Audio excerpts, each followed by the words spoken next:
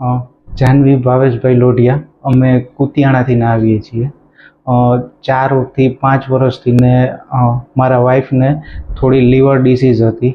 Liver ડિસીઝને લીધે એના પ્લેટેલેટ count પહેલેથી જ ઓછા હતા. પછી આ પ્રેગ્નન્સી અમારે કન્સીવ થયું તો અમે પછી ટ્રીટમેન્ટ માટે ગઢવી સાહેબની મુલાકાત લીધી અને ટ્રીટમેન્ટ સ્ટાર્ટ કરી.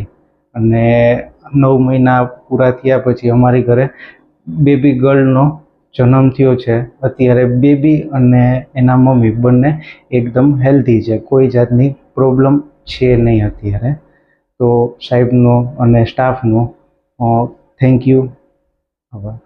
જનરલી લીવર ડિસીઝ હતું એટલે અને પ્લેટેલેટ્સ કાઉન્ટને હિસાબે ઓછા હતા, એને હિસાબે પ્રેગ્નન્સી થોડીક હાઈ રિસ્ક હતી.